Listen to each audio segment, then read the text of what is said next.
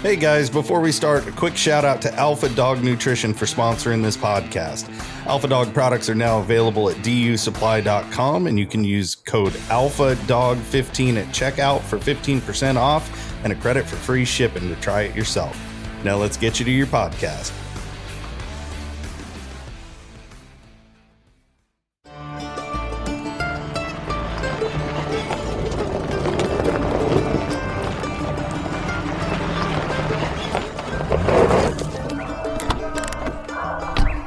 Where's Fielder? He's gone to the dogs. Hello, everyone, and welcome back to the Gone to the Dogs podcast. I'm your co-host, Corey Groover, back from a long hiatus, and sitting here in the studio with me is the man with the PhD in podcasting, Mr. Steve Fielder. Steve, how the heck are you, man? I feel like I haven't talked to you in a coon's age. I tell you, Corey, I'd be lying if I told you I was good. Oh, no, man. What's going on? Oh, man. I thought about us recording this podcast this week, and I thought, now, Steve, the one thing you don't want to do is to make this thing sound like a couple of old dudes sitting out on the front porch in the rocker talking about their ailments. So I'm going to try my best to stay away from all that. I'm going to give you the Cliff Notes version. Okay. All right? That sounds fair. Okay. About 2 weeks ago, Ella and I both started feeling sick. Okay. And with her, it was a sore throat. With me, it was a sinus headache. That's how things usually start with me. And so from that point, it evolved to all the smorgasbord of lovely things that you can get when you have a virus. And there are a lot of viruses going around in Florida. And some doctors are saying there's as many as 100 different ones.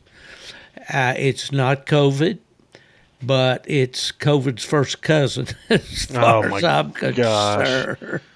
But we got the whole gamut of all the lovelies, the upper respiratory, the intestinal, the cough, the sneezing, all the stuff that goes along with it. But the big problem for me, and it was the same thing when I had COVID, was energy. The energy level just bottoms out. So lots of sleeping, lots of fluids, lots of over-the-counter. Well, Mucinex has been my friend. Yeah. That thing works really good worked for both of us. So anyway, we are on the mend. But the sad part about all of this is about the time that we started doing our little thing here, my son, his wife, and my granddaughter had planned about a 10-day vacation trip to Florida. And they've been down here the whole time. In fact, my granddaughter's been a little under the weather, too, off and on. So we haven't gotten to visit with them because we don't want to infect her. Her what are we saying, immunity or whatever, resistance is low. So now we've had to plan a whole new trip. So I think Ella and I are going to go to Chicago and take in a Cubs game and do some things like that. So it's just been a crazy week. And 10 that days sounds like or sounds like a good alternative, though. You can't turn down a baseball game. Oh, that's right. So anyway, but we're on the mend. We're coming right along. There was no way I could have podcast the last couple of weeks, and it was good. We had those in the can. The one with down at the West Virginia Plot Sectional, and then the one with Troy Smith. So those were great. And then this week, as we're recording this, we're running a replay of the J.R. Gray episode, which was a real strong episode for us back when it aired a couple of years ago. Of course, J.R.'s Rackham Willie dog has been a phenomenal stud dog, and a pup out of him just won the PKC National Championship. Yeah, isn't that fantastic? Isn't that amazing? Yeah.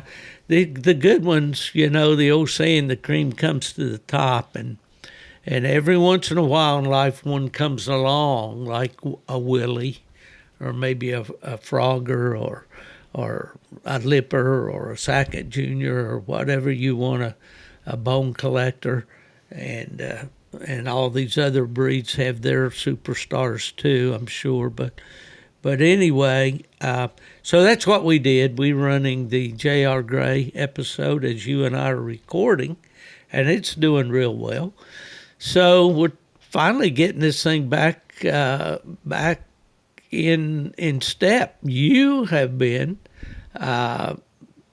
assisting your lovely wife with this new baby girl. Tell us about her.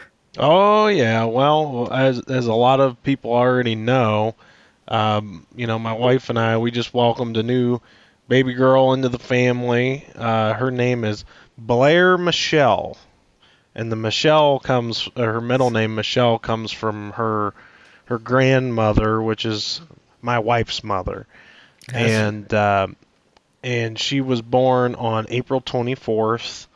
And she was a whopper. She was about she was a little over 8 pounds. Yeah, she was a whopper. So she's just kind of blended seamlessly into our family, and awesome. And my oldest daughter Eliana loves her to death, and they're both letting mom and dad get a little bit of sleep at night. So we're doing pretty good, all things considered, I'd say. That's good. That's good. Well, no doubt it's cut back a little bit on your hunting time, I'm sure, for the last few weeks. How old is she now? Oh, is she a month old yet? Not quite. Yeah. She won't be 4 days. In 4 days she'll be a month old. But I'll tell you what, Steve, I actually got a lot of hunting done kind of immediately after she was born there. I hate to admit that, but I get this fancy thing at work called paternity leave. So I got a whole 2 weeks off of work, and I took some supplemental vacation time on top of that. And man, I'll tell you what, me and my little plot dog, we just put our nose to the grindstone. That's right. Yeah, and we did. Well, you had a little scare with her though. Here. Yeah. So a week ago or last week or something. Yeah. She. I was taking the daughter out to walk the dogs around in the woods for a little bit. Usually we go tree some squirrels and stuff like that just for fun. And unfortunately, I think that big old black bear that lives close by my neighborhood, I think it was out for a stroll, and we ran into him again. Uh-oh. So we had it sounds like we had a pretty nice bear chase. I never saw the bear. All I heard was the interaction between it and the dogs, and then my little elk hound, she come back, and old Goldie, she must have stayed right on him because she took him, buddy. I think she covered probably I'd say a modest 3 miles by the time everything was said and done. So yeah, no doubt she was running that bear. Yeah, I would think so. He bounced, or he crossed same road twice. He went down and bounced. He went through some real thick stuff, bounced off a river, come back up, and was heading back towards home or his den or whatever by the time she was caught by my neighbor. And I think at that point she kind of had given up the ghost on trying to catch him. So. Well, they understand after a point, Yeah. I think, and that was my dad's first experience with plots, back, been 70 years or better now. Was on a coon hunt when they got after a bear accidentally. Oh, boy. He got to hear them run that bear, swim a river, and catch that bear and fight the bear. And then the howling snowstorm came up, and they lost the dogs, no tracking collars or whatever. But that was my dad's start. He never forgot that. He said, I want some dogs like that, So wow. That's why he got into them. But, well, yeah, that's always a good thing to get them back. Were you getting GPS feedback on her the whole time? No. Actually, the only way that I know what she had done was I had to do it primitively, and I had to do it all by following behind her and keeping an ear out for her. There were several times I lost her as far as being able to hear her. She was pretty well out of range, and the topography was not in my favor.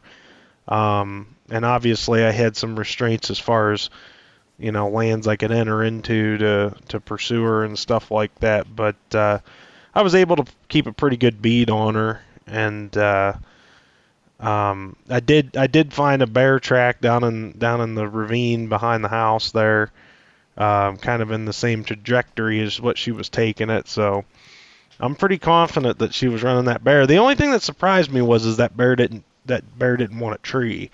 And I don't know if it was just because of her being a singular dog running her, or maybe it was just a little bit too big to climb. I don't know, but that was kind of interesting. He never once sounded like he was going to try to go up anywhere. But maybe you'd have more insight in on that as what I would. Well, the only thing I could add there is maybe the neighborhood dogs or dogs around have been harassing it a little. He's getting a little more used to dog barking at him, Yeah. I know in certain areas in West Virginia in the latter years that my dad hunted, as people are wont to do in rural areas, sometimes they dump their garbage and trash out, in the woods. I never understood that. I guess, I don't know if they're too cheap to buy the pickup service or what, but anyway, the bears, if there's any garbage in there, any food value, they're going to get into it. And this one area they hunted, the people did that. They dumped the trash quite often. The bears, would go in those dumps. In fact, up in Michigan, my friend that lived in Ontonagon up on Lake Superior told me when he was a kid in high school, that they'd go out to the dump and see the bears. That was an attraction. Oh my gosh! They had a city dump, a landfill type thing. So anyway, that could be it. Somebody they're probably getting acclimated, to the. Well, to that point, so Goldie has a little bit of experience, running and treeing bears. This would be the second bear that she's messed with in her life. But so the bear, I'm assuming that the bear that she treed, the first bear that she treed, which would have been right after my daughter Eliana was born, I believe. We had a situation where, when you have a baby at the hospital, they give you one of those cakes. They give you, at least the hospital we were at, they give you a little cake to celebrate their birthday. Oh, all right. And you bring it home with you, and the idea is you put it in the freezer, and then you can use it, whenever you want to use it up.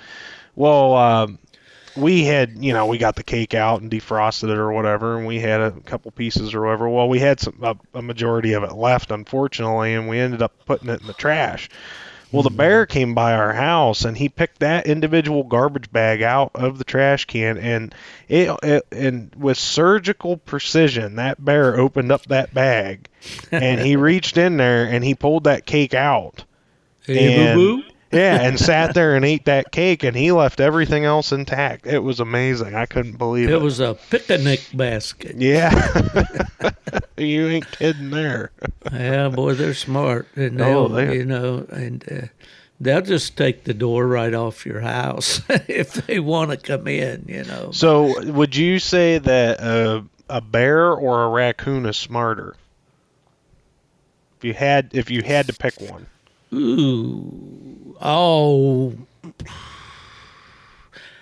I would say the raccoon's probably smarter, craftier, for sure. Okay. I think a bear more or less just relies on its strength. If you bear hunt very much, you'll see a bear will go up through the roughest, most difficult place to get up over a rock wall or a cliff, or he'll go right through a treetop instead of going around it. Yeah. I think he just knows he's big and strong, and it just says, I'd rather go through the wall than over it or around it. Yeah. A coon, on the other hand, can be pretty smart. In fact, people who have had raccoons as house pets talk about what a pain they are because they're into everything. They're very smart about getting into whatever they want. So I think I would have to say, I have never particularly noticed raccoons tapping trees and going back on their backtrack like a bobcat and doing all the things that the old-time coon hunters used to say that raccoons do. Now, I got books up here on the shelf that talk about coons tapping trees and how they'll climb up on a tree and listen to the dogs on their trail and then jump off and all that. I have not personally witnessed that. I know that coons will go up a tree and come back down the tree, but I always thought they were feeding more. Now, some of the old timers maybe in the listening audience will take me to task on this, and I welcome them to do that. But I've never been a real big proponent of the fact that raccoon's out there, when he hears a dog bark, he sets out all the kind of ways that he can fool a dog, before he goes up a tree. I kind of wonder too how much credit the raccoon takes for being a wily critter from, say, the fox, from the gray fox and the red fox, simply because I think that a lot of the old-time coon hunters had a lot of familiarity with hunting foxes more than we would today with dogs. So I've been on enough fox chases to know that foxes they're crazy. I mean, they'll double back on themselves. They'll jump up and jump off the side of a tree, and you get into gray foxes and they start climbing, and I think that the raccoon was kind of guilty by association in a lot of regards there, just because of their proximity to each other and the people that hunted them. But, well, that's true, and we all know if we've hunted very long, you'll occasionally hit that coon that's hard to tree. My voice is going to be a trouble today, Corey. I know that, but we're going to try to get through this. But yeah, they will. They'll have little routes that they take. My buddy Nubbin down in Alabama, they quite frequently have dogs hang up on the creek where the coon has climbed a leaning tree that goes out across the creek and come down on the other side and gone on. And if the dog doesn't have the experience to, go ahead and swim that creek and try to pick it up on the other side. But a lot of that stuff is just in an animal's natural desire to get away, I think. Yeah, I think I would tend to agree with you there. Now, Steve, you brought, I'm not trying to change subjects here, but you've been talking about this hellacious cold that you've got going on and all this junk you've been dealing with. So to me, it sounds like you've caught the fever, and that reminds me, how's Fever doing? The Feeve has been a happy boy lately because he's been entertaining. I guess one might say reaping the fruits of his labors out there in the night hunts. Just in the last week or so, he had a couple ladies come to see him. So Fever, I guess, is doing really well right now, and he's looking good too. If I think we're going to talk a little bit, we said that we would talk a little bit about stud dogs. And you always wonder about a dog, especially a young dog. Fever's still a young dog. He's just 2.5 years old. In fact, I think in April was his 6 months birthday, so he'll be 3 in October. You always wonder if when you start to naturally breed a dog, especially naturally, is it going to affect them? Is it going to mess their minds up, so to speak? And I've certainly seen dogs that it did, but apparently that's not a problem right now with fever. In fact, the way these appointments came in, Mother Nature does what she wants when she wants. And these two females came in just about at the same time. So over the course of a weekend, Friday through Sunday, there were two that we had to cover there. And we're real pleased with these females, the way they looked and the way their owners are talking about them. And also, hopefully, there'll be some little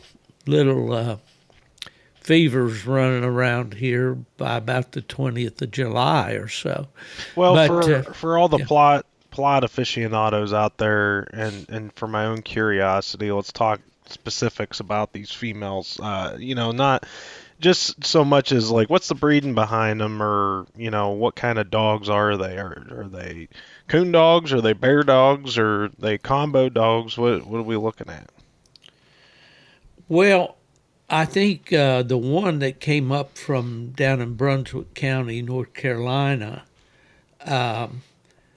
is going to be probably pretty much 100% coon dog. Okay. She's got a really nice pedigree. She's out of the Moses boys down there, Pretty Boy Poacher dog. Okay. And she shows a lot of redwood breeding and a lot of Bayou Jake breeding, which can kind of be one and the same depending on which way they're bred.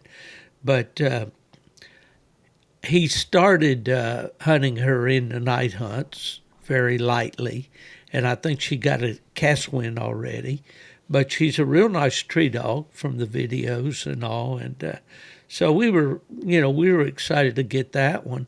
And then the other one comes from a longtime coon hunter in South Carolina that most everybody knows down that part of the country, especially around Grand American and so forth. And that's John Sapier. Excuse me. And he brought a female up, and I think, in fact, it looks like it's a poacher kind of thing. Well, both these females. He sent me an email here. Excuse me just a minute.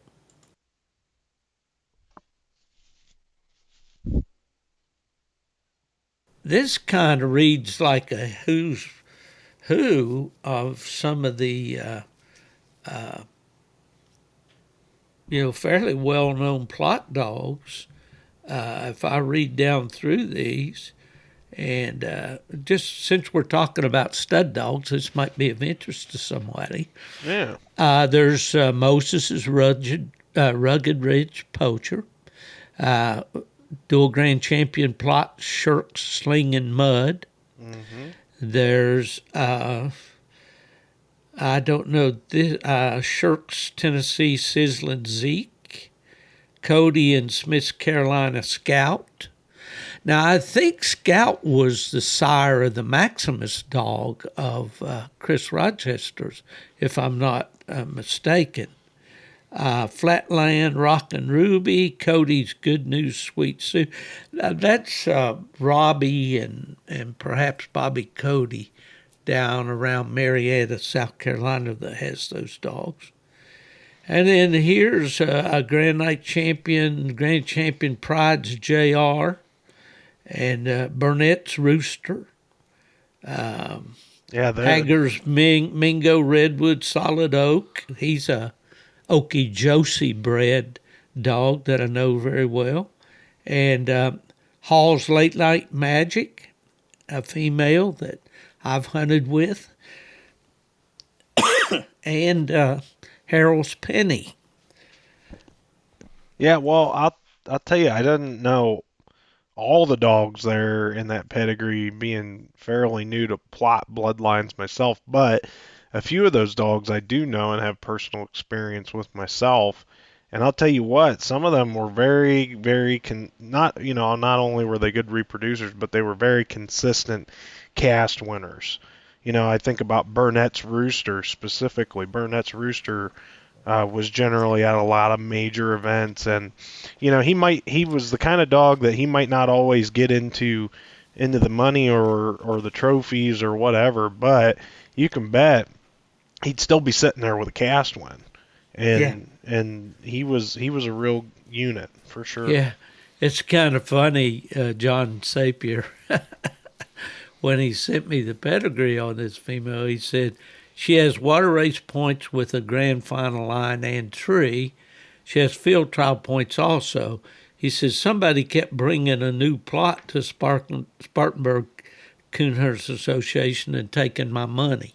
Of course, he was referring to Mark coming up there with fever, I guess. But no, we're anybody that has. Let's break this down, Corey. It's Okay. kind of a chicken and the egg thing, or the egg. When we set out to make a Grand Night champion with a dog, what's the goal? What would you say the general goal is for someone that sets out to do that? And it could be there's no right answer. It could be a lot of different things. What comes to mind for you?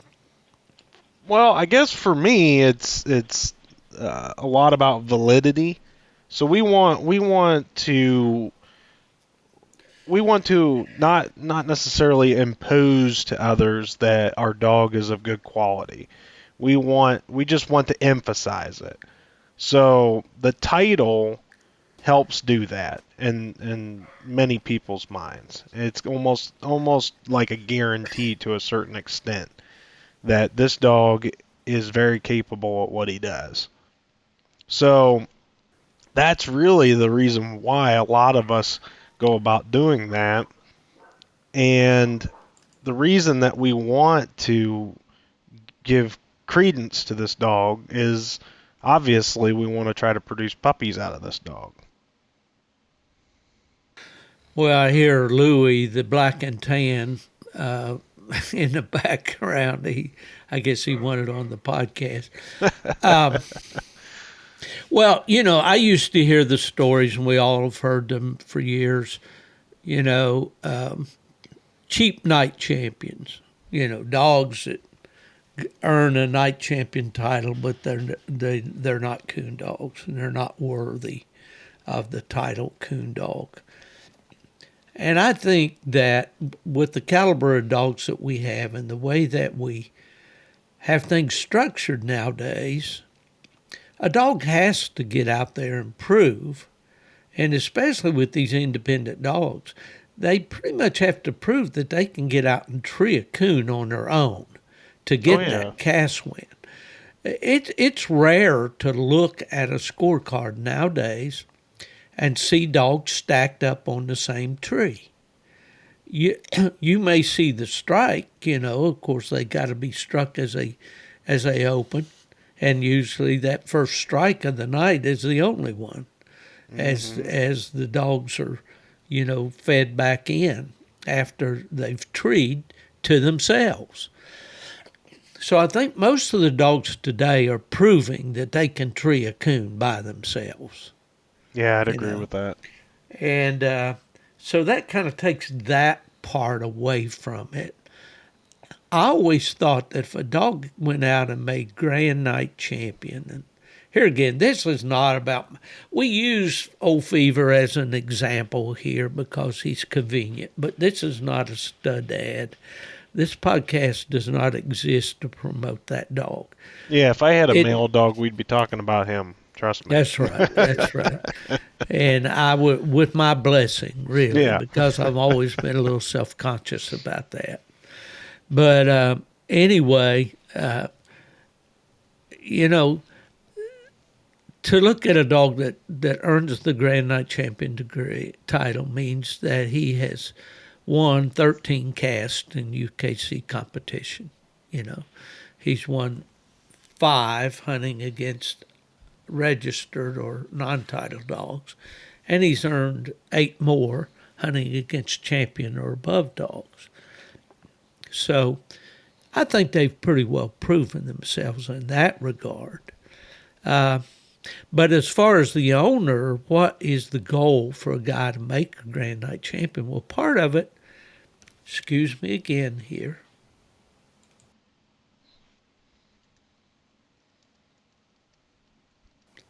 Part of it is the fun of the competition. You know, loading your dog up on a Friday night and driving into a coon club, pulling into the driveway and seeing all the guys looking around. Look who's here? What's he hauling? You know, and that's all part of it. And certainly it always was an enjoyable part for me. You know, I didn't go there with the dog that I knew I was going to lose. I would have just stayed home, you know. I think we all feel like that we've got a chance to win or we wouldn't be there, you know. So there's the fun of competition ranks up there real high, I think. But then once you start doing some winning, then those goals come into view, you know, that night champion and then that Grand Night Champion or a Grand Night 2 or 3 or 4. And now they've got it all the way up to Hall of Fame. So, you know, that's part of it there, the goal of achieving there. But then for some of us, the goal is to prove this dog's ability and then to be honest about it and say, I really would like to improve the breed. I really would like to put some pups on the ground that would kick things up a notch or two for my breed. And everybody's hopeful of that. We're hopeful that Fever will do that. At this point, we have no way of knowing, you know. So all we can hope for, and any stud dog owner can hope for, is that good females will be brought to the stud dog, you know. And I'm encouraged as I look at the pedigrees on these 2 females that came in last week, because there are a lot of good dogs there.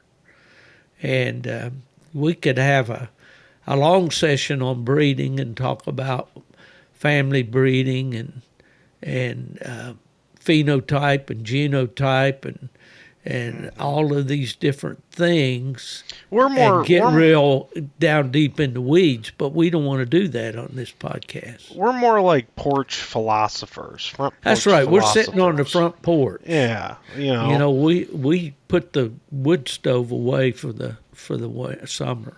Oh yeah, we don't want a wood stove right now. Jeez. Especially where you're at. Maybe for the gnats. Yeah, you know, it's funny because whenever you have a good dog, a dog that you're willing to take to town and promote, you know, there's essentially 2 camps that you exist in, and it really depends on whether you're hunting a male or a female. You know, when you hunt a male dog, it's all in hopes of attracting females, but when you're on the opposite side of the equation, you know, you're trying to just give your dog a little credibility so that these stud dog owners are willing to breed your female, and essentially you're trying to achieve the same thing. But you know, I had an old, very wise man tell me one time, and I've always been a female guy myself, and that's kind of why I've stayed in that camp. But very wise man told me one time, you know, if you got a good female, you own every stud dog in the country. And True. I'll tell you what, that has really held water. I'll tell you that much. Well, my friend Randy Smith, who I mention quite often, you know, has illustrated that very well.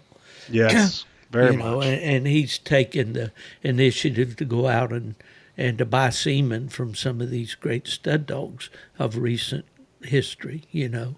Well, take, for instance, Bone Collector, Trackman, and dogs like that, you know. So I agree with your friend's assessment there about the females for sure.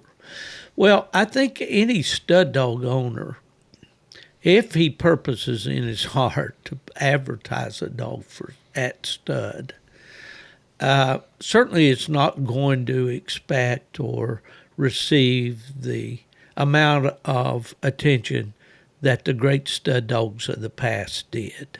Sure. You know, I've talked to guys like Mac McAllister, who owned Lipper, you know, bought him and owned him in his final years, and the Flat Rock Coma dog, and the dog that the other one, Mac Stylish Banjo or something. I can't remember the name of the dog right now. It'll come to me. But anyway, Mac, you know, used to tell me the horror stories of the calls in the middle of the night, the people showing up, bringing a family with them, you know, coming in, camping out on the living room floor, you know, all of these kind of things. Coon hunters have not always been the most, how can I say, thoughtful or most considerate sometimes when, you know, when it's time. They think that everybody, because they're out there at 3 o'clock in the morning, everybody else is too, you know. So anyway, running a stud dog can be a pain in the butt, even at best sometimes. And, you know, Mark thoroughly enjoyed having John and well, I can't think of the young man's name right now. I'll think of it in just a second, the young man that came up from North Carolina. But anyway, Clemens was his last name. But, you know, you can get the rude individual. You can get the individual that calls you at dinner time and won't accept the fact that, hey, can I call you back?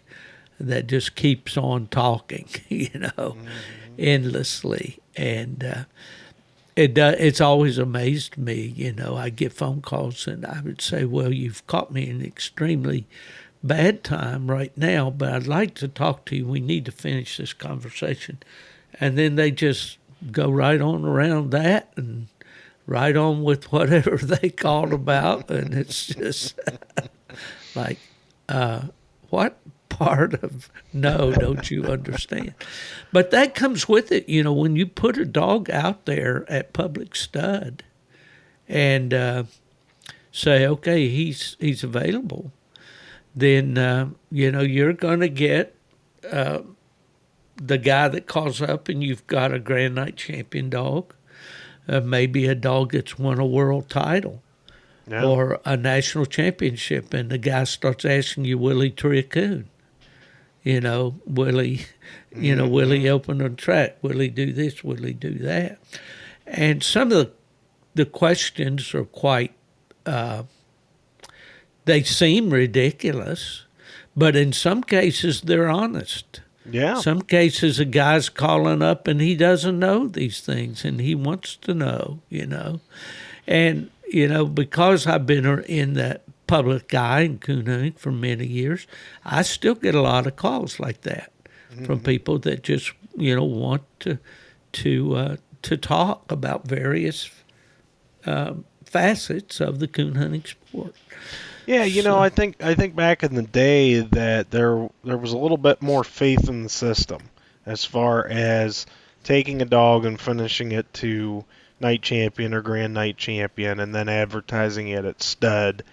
A lot of the guys that would bring their females to these kinds of dogs, you know, they trusted in the system, and that meant something very deep and profound to them, that they were willing to bring their dogs to these titled their females to these titled male dogs to breed. Nowadays, I think there's just a lot of scrutiny behind everything, and people feel like they need to deep dive a little bit more. They need to lay hands on the dog. They need to have firsthand experience hunting with the dog. And so stud dogs, they kind of have that added burden on them where not only do they need to earn the degrees and titles that everyone anticipates that they should have, they also need to prove themselves after the fact. They need to prove themselves night after night after night to so many different people. And at the end of the day, it's just a matter of how much are you willing, how flexible are you willing to be to get your dog bred, as far as the stud owner. Yeah, and the internet has made things a lot simpler as far as advertising. I was someone mentioned the other day that he was going to write an ad about a plot dog and make it sound like a Walker ad of years ago. And I told him, I said, well, go ahead and do that. Paper will hold still for anything, But the implication from me was that, some point in time you're going to have to back up the hype, Mm-hmm. It used to be that a dog could simply win the world hunt, and that's all the credentials it needed. Mm-hmm. If you win a world hunt in the fall, then the world's going to beat your door down come, March and April. Oh, yeah. And it's not quite that way now. The hunters, have their own thoughts about what they want in a dog, and I think they are more educated about these dogs. But certainly, winning is still going to be the standard, I think, that most people are going to look to when they pick a stud dog for their dog. Now, there's going to be a few conscientious breeders that really nerd out when it comes to pedigrees, and they really get into them, and they're really into family breeding and the ins and outs of inbreeding and line breeding and all these things. But the majority of the guys out there, when they've got a female, they think that they like well enough that they want a puppy out of that female. Or they may have the idea of just selling a litter of pups and seeing how much money they can make on them. They're going to be in for a rude awakening on that, because raising puppies is expensive. Any way you do it, it's expensive. Yeah, you ain't kidding. But there are those, I think, that want to just like raising puppies. And they, when I had a stud dog, I called him Roper. I was back in my UKC days and all. I bred several of the better plot females in the country to Roper that year. But by far, most of my calls came from people wanting pups. I would say, well, don't you have a female to breed and you can have a whole litter of pups? And they said, no, I don't have one, and I don't know where there is one. So if you've got a pup for sale, I'll buy a pup. And it was like Darren Allgood. He was a well-known plot man for several years, and then he got into the cur dogs and has now kind of gone back to the plot dog again. And he right away contacted me and said he wanted to know who this boy was down in North Carolina, so he could contact him about booking a puppy out of his dog, which I thought that was pretty cool. Well, see, that would have never happened in the old days. You'd have had to wait for the magazine to come out. The gentleman that I've been talking about and not mention his name is Lucas Clemens. And he's a cousin to a fellow named Jamie Stone. Now, a lot of people down on the coastal North Carolina and South Carolina will remember Jamie back in his day when he was a real competition hunter. And I believe he won the Grand American at least once. And so Lucas is Jamie's cousin. But anyway, I'm chasing rabbits there, Corey. Reel me back in. But what we're talking about, about the pros and cons of running a stud dog. Everybody thinks about, well, I can get money for breeding my dog. And that's good. Money is good. And that's all they think about. What comes to mind with you when it comes to the prospect of offering a dog for stud? Well, I can say honestly that I only ever really did it once, and I did it with a red bone male that I owned in partnership with my good friend Zach Crassa. Zach had owned the dog, and I had ended up hunting him for him for an extended amount of time, and we kind of grew a partnership, out of that. And I think that my expectations were a little high, even in the red bone sphere of the coonhound world. We did get quite a few females, local females that came and bred to this dog that we had. We called him Jake. It was locked and loaded Jake. And Jake had a good reputation. He came from a well-known breeder. He came from a well-known cross, and he had several litter mates that were titled as well. And I had expectations that we were going to get him on the current reproducers list with UKC, and we were really working to do that. But I don't know that those expectations were super realistic. I mean, he did. I think he ended up producing probably right around 35 puppies or something to that extent. So he had bred 4 or 5 females to do that, and I had a lot more conversations about breeding to him than I ever had females come and breed to him. Let's put it that way. Yeah, for sure. And I think maybe text messaging and so forth has cut into that somewhat. Sure. Because those long phone conversations, long distance, as we used to say, of course, every call's across the room nowadays, no matter where you are. But back in the day, those have pretty much been eliminated by the online conversations and text messages and messenger messages and so forth. But I think most people that have the expectation of running a dog at stud and breeding a lot of females are probably start out a little bit on the naive side.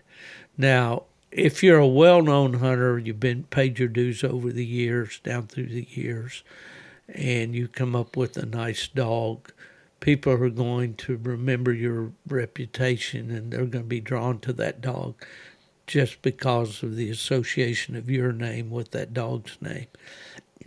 But if you're out there and you've got a nice young dog and you go out there and you do what the Kennel Club tells you you need to do to make that dog a Grand Night champion or a PKC Silver champion, or win, a placement that maybe make the top all Grand 16 at Autumn Oaks or whatever the case may be. Don't expect the world to beat your door down just because you did that, Yeah. Well, one point I'll make too that I think that a lot of people don't realize is a stud dog is never famous until he's dead. And that's just my personal biased opinion. The deader, the better. That is so accurate. I think it plays into how we treat our own individual dogs too. We kind of take for granted that they're there and that they are what they are. And, I see this happen a lot with females where guys don't want to breed them young. They don't want to breed them when they're in the peak fertility of their life, because they're competition hunting them or promoting them or whatever. But then all of a sudden that dog dies and they're like, man, I was so stupid not to breed that dog. I should have, bred her more, or I should have bred him more. And there's always that regret at the tail end of a dog's life for their owners because of that. And I'll tell you what, these dogs that get bred at stud, man, you could name your price after that dog's dead. And we see that play out. If TrackMan semen came up for sale right now, you could almost name your price on it. Same with Booger Hollow Mojo or Bone Collector, just to name a few recent examples. Every now and then we see Spring Creek Rock semen come up for sale, or puppies out of Lipper, or some crazy stuff happens, and people really eat into that because the dog's dead. You can't do anything more with it. Oh, yeah. Well, that supply and demand, will always drive a market no matter what it is. And, yeah, and so many hunters fall into that trap. My father did that with our dogs down through the years that, he hunted them and he didn't want to take them out of the pack, out of the bear pack or whatever, and put them up for the period of time it'd take to raise a litter of puppies. Again, I don't, he's just such a darn good example that I speak about Randy Smith a lot, but he has a program and that would work for anybody that's willing to pay their dues. And that is, breed the dogs, selectively breed them, do your homework. When you get the good ones, then hunt those dogs. Put the titles on them. Put them into some bigger events or whatever. And then when that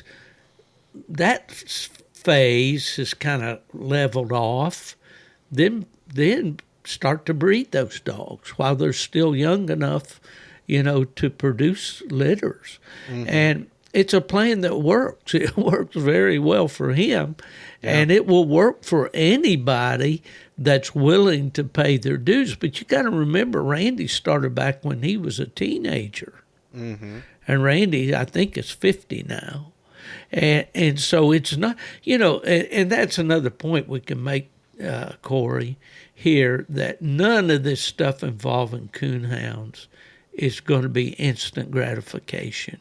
Yeah. Occasionally you're going to get a dog that's just a big winner. Boom, boom, boom. Can't seem to lose. Right. But those are so few and far between. Thoughts? One thought that eats away at me when we talk about this kind of stuff, dead dogs in particular, is,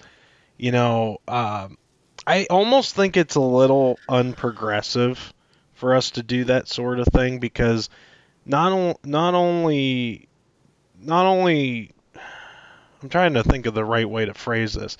It puts a lot of burden on these young dogs that are being promoted at stud to outcompete these dead dogs on top of the well-established stud dogs that are still alive.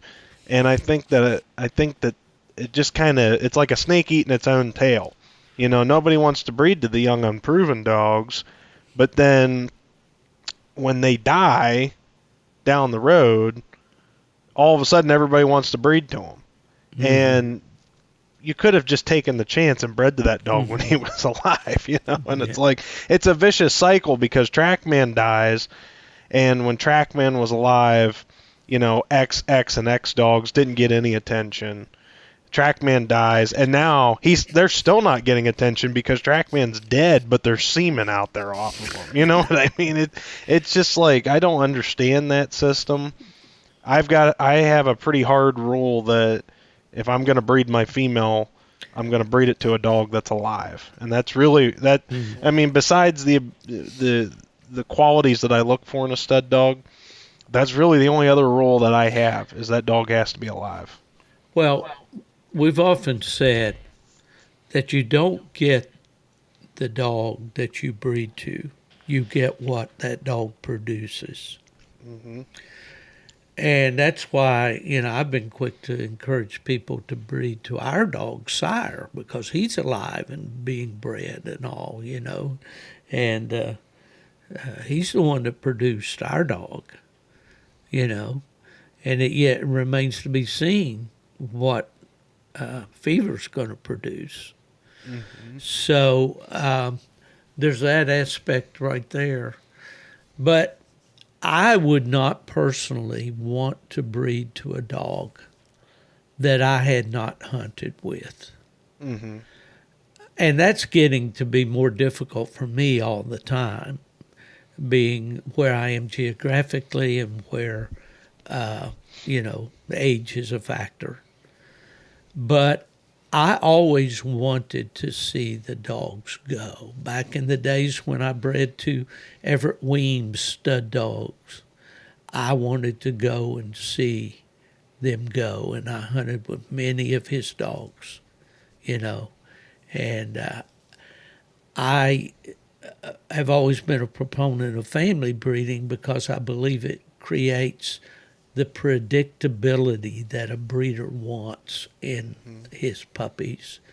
To be able to say, I know if I breed this way, now they may not all be world beaters. Mm-hmm. They may not be any good at all, but they're going to act this way. They're going to look this way. They're going to have this kind of mouth. And it increases the predictability of what the outcome is going to be, Yeah. And so that was always very important to me in breeding dogs. And but if you are out there and you have a desire to breed your own dogs, I know my buddy Keston Jesse, he thinks about this a lot down the road. He doesn't think so much about the competition. He thinks more about the dogs that he wants to raise and train that would be the mother of the puppies that he wants to raise out of the dog he has. Mm-hmm. And I applaud him for that. That's very noble. But anyway, if you are looking to be a stud dog owner, you need to examine your motives before you ever start. And you need to say, why am I doing this? Why would I want to do this? Yeah.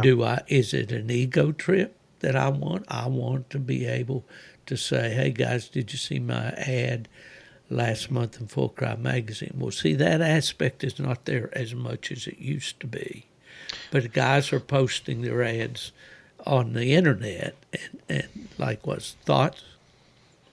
Well, you got to build off of your point, Steve. You have to be willing to take what the community that you're of your breed. You have to be willing to take what their opinion is on your dog at some point in time. It's perfectly fine to put your dog up for stud. And I would encourage anybody that if they think they have a nice dog, put them up for stud. But at some point in time, you're going to have to take a hard look in the mirror, and you're going to have to be realistic with yourself about, okay, we are getting females bred. People like them. He's given good positive attributes to these pups, or hey, nobody's breeding to him. And he might be detracting from the attention that other male dogs in the breed get. And that can be kind of a hard pill to swallow. But I guess the point I'm trying to make is, rather than being critical, is I think that everybody needs to be realistic with themselves about not only what to expect, but what the outcome is that they come to from the starting point of their expectations, if that makes sense. It does, and it's been said that doing the same thing over and over again and expecting a different result is insanity. Yeah. And there comes a point with these dogs that you have to realize for all my wishing and hoping and all our hard work and the fact that the dog is really a nice dog and he's got a lot of nice titles, he's just not producing.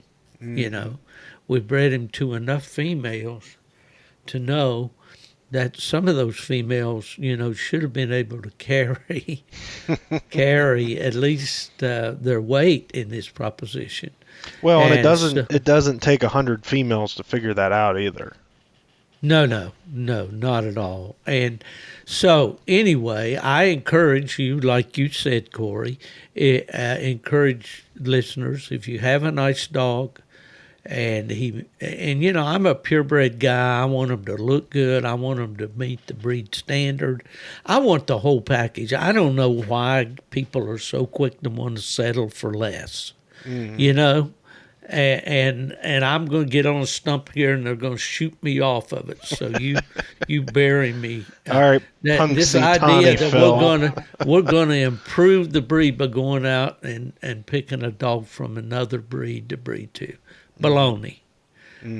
Go find a dog within your breed, and work within, color within the lines, That's just me, and half my audience may vehemently disagree. I like that word better. Yeah, there you go. Well, I'll give our viewers an illustration. So listeners. Yeah, our listeners. Thanks for keeping me straight, Steve.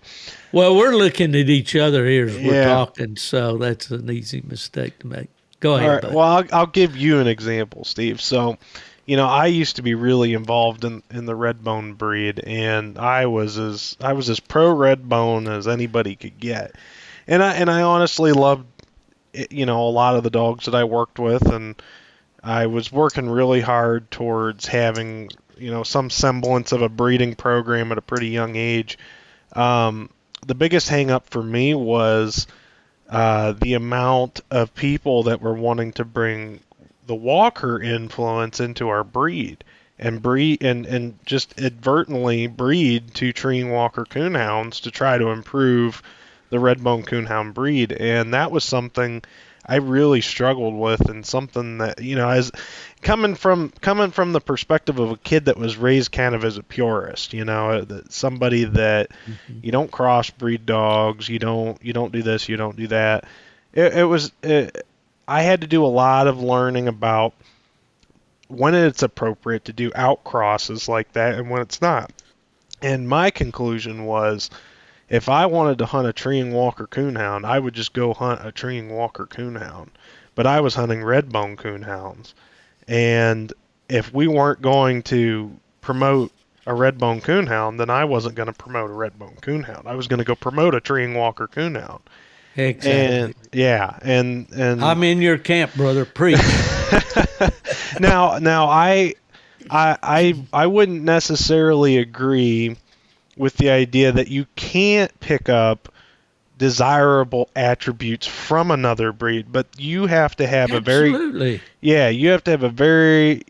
I don't think that that's a decision that one person can make on their own and expect to influence their breed. That has to be a decision that's made by a breed organization, by a registry.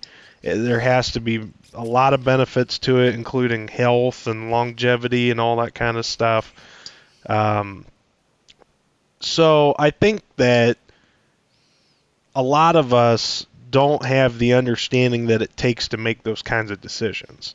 And I am certainly not going to admit that I am one of those people. And I am just going to stick with what I know. That's my, the color of the dog at the end of my lead is what I'm going to be hunting. So, yeah. Well, I'm a purebred guy. Of course, I worked with the registries all those years, and one would expect me to be so. I had a family that was very much involved in a breed, and we stuck to the standards, and we bred according to the papers and all those years. So there again, I would be expected to have my views. Not everybody has to share my views. And because you don't share my views does not mean that your views are wrong. But my views are that, as you said, Corey, if you want a plot dog, hunt a plot dog, breed within the plot breed, find the better, do your homework, go out there and find and improve within the breed. If you want a walker dog, then there's lots of those to choose from, or any of the other breeds. But okay, well, we pretty well covered the subject of stud dogs, except for one thing that I wanted to cover. And this discussion could go on forever. I mean, talking about stud dogs and is virtually limitless. That's the fun thing about certain aspects of our sport, like stud dogs, is there's a lot of people that have hard opinions on the subject. And Steve and I, we have our hard opinions. We have our things that we disagree with and that we agree on. But at the end of the day, everybody's entitled to their own opinion, and that's what makes this world so wonderful that we live in. That's right. And I have if anyone calls me and I don't pick up the phone, and you are fortunate enough to get my voicemail, you'll hear my voice, my creaky old voice, sitting on a swing in the cabin in North Carolina with the trout stream in the background and the birds singing, and me saying that you've reached the voicemail of Steve Fielder, where opinions are freely given and advice is rarely taken. If you feel lucky, leave me a message. These are my opinions and your opinions, Corey, and they are nothing more than our opinions. So if you're out there and you're listening to us and you don't agree and you're beating on the dash of your truck as you hear us talking about crossbreeding or whatever, don't do that, man. These are our opinions. You have yours, and hopefully we'll get to sit down on the front porch with you sometime and get to hear yours. As my buddy used to say, my opinion doesn't make me right, but it doesn't make you right either. That's right. Well, listen, I want to talk to you about this stud dog auction that you've got going on. Oh, my Lord. I think that's a good deal. I think it's a great idea. I don't know. It's probably a bigger job than you thought it would be, maybe. Yeah. But tell us about it. What is it? What's it going for? Why'd you do it? Well, how's it going? I guess before I get into all the details with that, I'm going to ask you a trivia question. And I'm simply asking you this because of your age. I assume that you may know the answer to this question, but everybody's heard of a stud dog auction. I don't think there are very many people who haven't. Who came up with the idea of a stud dog auction? I think that's a brilliant idea. Well, basically, if you want to break it down, let me do it or you can do it, Corey. But a stud dog auction is where the owners of these stud dogs agree to donate a stud fee on their stud dog to some good cause. Usually it's a charity. It might be to benefit a national association. It could be for any reason. But the promoters, go about and contact these stud dog owners and say, okay, if you came to Mark and me, or maybe we volunteered, I don't remember. But anyway, you say, okay, you've got a stud dog. Would you put him in the auction? And would you provide a stud fee on that dog to the highest bidder? And which we agreed to do. And we realized with a plot dog, we're probably not going to get the big bucks. But the money all goes to whatever the charity or the purpose of the auction is. And it's a good way. It's a great way for someone to get a heck of a deal on a stud fee. If you look at the way these stud fees are going nowadays on these dogs, $800 is fairly common, $1,000 and up. And if you can slide in there with a $300 or $400 bid or a $500 bid or something on an $800 stud fee, man, that's a good deal. Yeah. So I don't know who started them, but they've been around an awful long time, and they were usually associated with some kind of charity event. Yeah. So what Steve's alluding to is my personal coon hunters club that I belong to, the Mercer County Coon Hunters Association, is working in partnership with a charity called Wags for Kids, and the idea here is we're going to be putting on a benefit event over the July 4th weekend, specifically July 6th. And this event is going to help raise funds for a young man to purchase his very first service animal. This is obviously a young man with special needs. And the Wags for Kids program, which is Working Animals Giving Service for Kids Incorporated, they're a federal charity that holds fundraisers and participates in events throughout the year to help these kids raise money to purchase the service dogs that they actually train. And it's a really cool organization that was just recently brought to my attention. I didn't know anything about Wags for Kids prior to this year, but there is a coon hunter in our local area here named Dwayne LaRouche, and Dwayne had a son participate in this program, and they put on a fundraising dinner to help raise the money necessary to purchase a service animal through the Wags for Kids program. And for our listeners out there that may want this quantified for them, a service animal has to go through a lot of rigorous training in order to be properly certified, especially when they're going to be working with young children. And the cost of a service dog is equal to or greater than the price of the best coon dogs that you could imagine purchasing. You could be talking, a cost to these families that this child belongs to of $10,000 or more. So obviously, being that we're going to be holding this benefit event, we're really pulling out all the stops to make it bigger and better than any benefit event we've ever put on before. So in tandem with this July 6th UKC benefit event that we're going to be holding, we are currently organizing a Wags for Kids stud dog auction where we've had quite a few stud owners donate stud services on their stud dogs to our auction, and we're currently working on getting those stud fees sold through an online auction style format.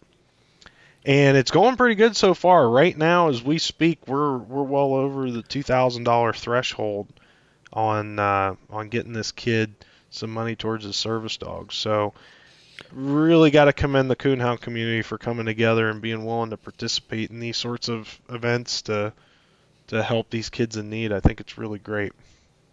Well, I do too, Corey, for sure. Now, how are the listeners out there going to be able to participate in it?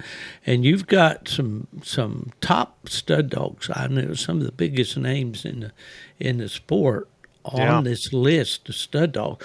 Where do they find the list, and how do they place a bid? Well, I'll throw the caveat out there that we wanted to ensure that this stud dog auction was something that our club members could handle. So we've limited the amount of stud dogs that are available at auction to 30. And we do have 30 individual dogs that are available. Some of the stud services are even the option between multiple dogs.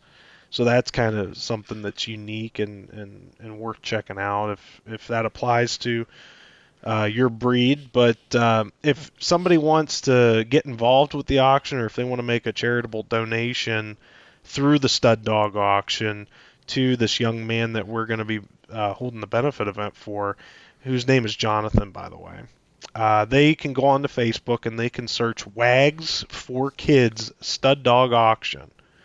And if they find the yellow banner with the Wags for Kids logo on it, they've made it to the right place. And it's as simple as joining the Facebook group and then scrolling through the 30 different studs that we have offered and making a comment under the stud ad that they're wanting to bid on, and being the highest bidder there. So every stud dog that's offered has a $50 minimum to start. The first person to bid on that has to make a $50 bid. After that, it can go in any kind of increment that the bidder sees fit. And the stud dog auction that we're running here is going to run until June 1st, which is going to be just at the end of this week when this podcast airs. And it's going to be shutting down at 10 o'clock Eastern Standard Time on June 1st. So we're basically running it for about 2 weeks, and that will give us about a month to prep for the July 6th event that's coming up. And then the proceeds from the stud dog auction will be combined with the proceeds that are generated at our UKC licensed benefit event. And all of those proceeds will be presented to Jonathan at the conclusion of that event. So can you tell us a little bit about Jonathan and what he's attempting to achieve through this? Yeah, so like I said, Jonathan we don't have a ton of information on Jonathan right at this moment, just because we are dealing with a minor here. Sure, yeah. But basically, what is the goal for him through this? The goal, I believe it was like approximately $9,000 he needed to fundraise to purchase a service animal. Mm-hmm. And actually, coincidentally, so the man behind this whole benefits event stud dog auction thing is a guy named John Owens, and John is a member of my local coon club. And awesome. And John, at one point in time, had some physical limitations and special needs as a child that people were gracious to him during that time of his life and donated to his family and whatnot. Right. So he came in and he wanted to put on this huge benefit event, and he wanted it specifically to be for this young man, Jonathan, that he had seen on the Wags for Kids benefit page. Well, the funny thing is about that, we started working on this benefit event, and we just knew that this kid's name was Jonathan. Well, here, while I was sequestering stud dog donations, I talked to a man... Soliciting, sequestering, whatever. Well, sequestering mean you put them in a room, and you're not going to let them out until they... Well, I had to do that on a couple of occasions. No, but so I spoke with a good friend of mine, Sonny Phipps from Southern Ohio, and anybody that knows Sonny knows he has the Lone Pine Louie dog that did well at Super Stakes. I think he won the freshman Super Stakes. Yeah, we just did a podcast with Troy Smith, and Troy's Bertha female is out of Louis. Yeah, yep, exactly. And Biffy Sue. So, yeah. So as I was talking to Sonny about potentially donating a stud service on Louis or the young male out of Louis that he has right now, Good Luck Huck, we figured out that this was actually Sonny's nephew that was involved with this charity, and that really sold Sonny on donating a stud fee. Obviously, he donated a stud fee at that point. But so it's really cool now because we know that we're working for someone within our own community, so to speak, or at least that has ties to our own community here in the coon hunting world. And so that just poured gasoline on the fire, So absolutely. Well, guys, I want you to think about this now. Out there, look at that list of stud dogs. 30 dogs. You got dogs on there like, I know, what is it? The one of Kevin Cable's dog, or is it Kevin? Is it the dog Kevin sold? Yeah, it's the dog that Kevin sold that's owned by John Burnett now. Okay. Yeah. For instance, one of the money dogs there. There's a lot of good dogs in there, and you can bid on these stud fees for as little as $50. And you just go back and look at it. Somebody tops your bid and go, depends on how serious you are about wanting that. But you could save hundreds of dollars on a stud fee. And this will be, you can use this anytime on any female that you have, I assume, right? Yeah, so each stud fee is going to be good for 1 calendar year from the time of purchase till that following date the next year. Yeah, there you go. And yeah, I think it's a great opportunity and honestly, it may even give people the opportunity to try out a dog that they normally wouldn't. That give some different stud dogs different attention. And absolutely. And I don't know what the restrictions are, but my buddy Keston, he's always thinking. He says, well, if I win that stud fee, and he picked a stud dog and he wanted a stud fee out of it, he said, I would give that to somebody with the promise that I could get a pup back out of it,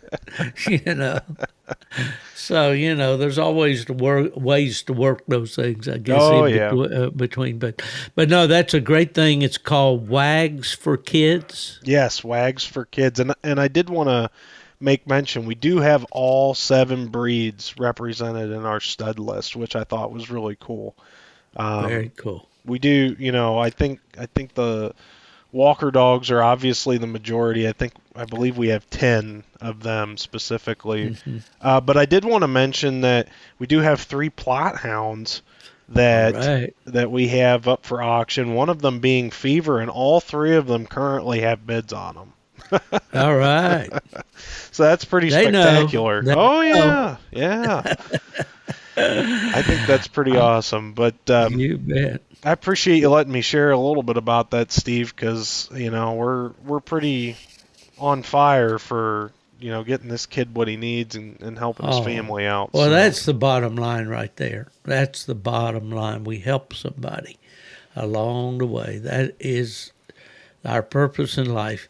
Folks, it's been a great hour and 20-some minutes here with you this week. We thank you for checking in with us. The people at W Hunting Supply are going overboard with getting these podcasts out into different networks. I got a message today from Jason Doobie showing several different podcast platforms that our podcasts are being presented on, and there's a large array of podcasts now through W Hunting Supply, through their Houndcast network, and you can get them through Spotify or Apple Podcast or so many different ways now. But we do appreciate you so much listening. We appreciate our sponsors. We appreciate W Hunting Supply, especially for making this podcast possible. Corey Groover, what you say before we let the folks go? I say that I'm actually kind of hungry. Doing all this talking has kind of made me a little peckish. So hopefully, I might not. That must be a Pennsylvania term. Yeah, maybe I'll go find a Philly cheesesteak or something. Oh, that sounds good. Well, folks, thanks for putting up with this gravelly old voice. I tell you, I did make it through. And if somebody asks you, where's Groover and Fielder these days, tell them, well, they're out there chasing a stud dog. He got loose. He's chasing a bear, and they're trying to catch him. I guess you could say they're gone to the dogs. See you, everybody. See you, folks. Bye.